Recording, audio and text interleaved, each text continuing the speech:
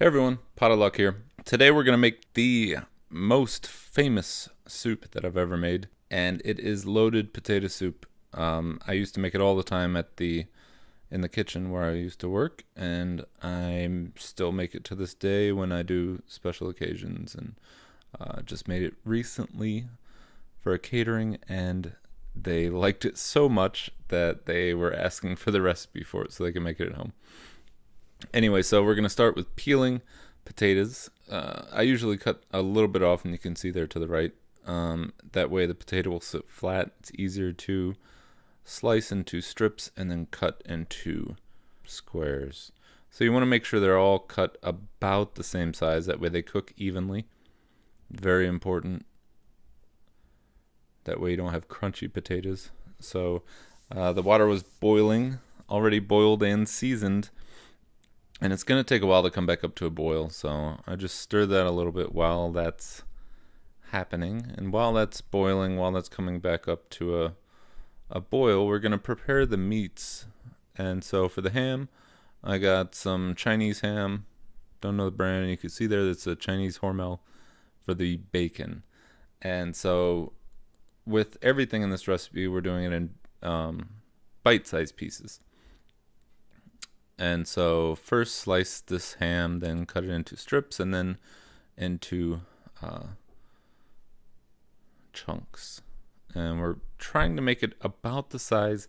You got to think about this. You're trying to cut all of this into the size so that when you get a spoonful of soup, you're getting all or almost all of the ingredients in the soup into that same spoonful. That way, it's like a loaded baked potato, right? You can get a bite of everything, and it just makes the potato even better. So I probably should have started this with a hot pan, but since I didn't, it's going to take a while. And so I'm going to dice up the broccoli. So the big part of the broccoli, toward the root, it's going to be really thick, and it just gets unusable. But when it gets more toward the florets, that broccoli is still delicious, adds a great flavor. So we're just going to dice that up into bite-sized pieces.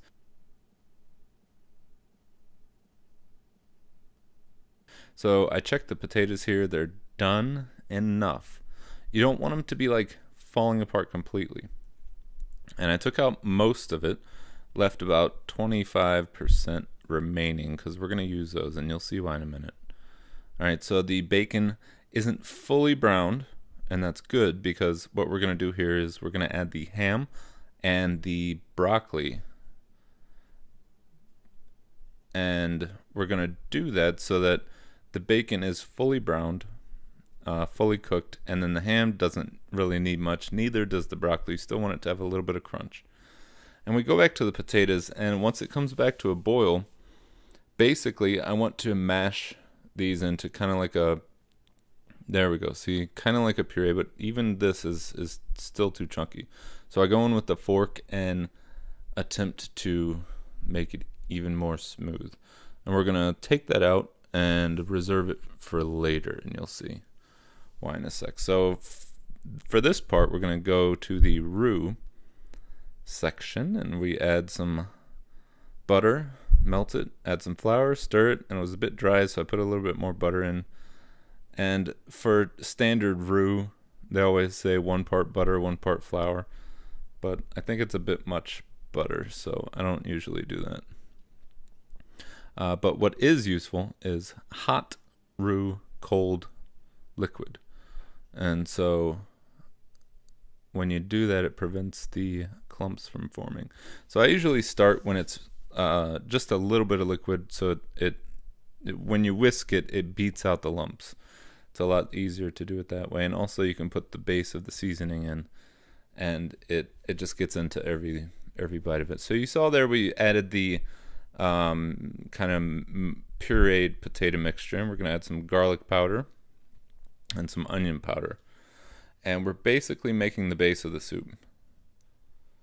Right? So it's a cream soup, and we want to get the the base of it right first. All right, so it's going to be really thick in the beginning, and especially after you add the cheese. And then basically what you want to do is you want to have enough milk or cream on hand to thin out the mixture as you go until you get the right texture. So here you can see it's a little thick. Add some more milk, whisk it in, still a little thick, add some more milk, whisk it in, and you pretty much just keep on doing that until you get a nice texture. And there it seemed kind of okay. I tasted it for seasoning and made sure that was all right, and it still needed some salt, which I added, and could use a little bit more black pepper, which I added there. And you got to remember too that the more you thin it out with extra milk, the more seasoning you're going to need. So I usually season mine heavy in the beginning. And the reason why we're doing all this separate is so that, some soups you can cook the vegetables and cook everything in the broth or the stock. Cream soup, it's a little hard to do that. So you want to try to cook everything separately and then add it all together in the end and just heat it back up. Because if you don't, you're going to get mushy potatoes. The broccoli's not going to have any kind of crunch to it. The ham and the bacon will be okay, but really it's the vegetables that you want to think about. And they're going to cook down to nothing if you don't follow this advice. So you could see here it was a little thick.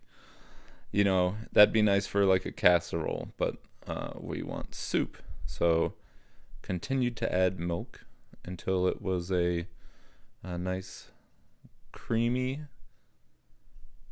yet thin enough texture for a loaded baked potato soup. All right, so along the way you taste it, season it, continue to stir as it heats up. And I tasted it and thought it could use a little help, and so added the rooster. And not only does that give it a delicious flavor, it gave it a nice color as well.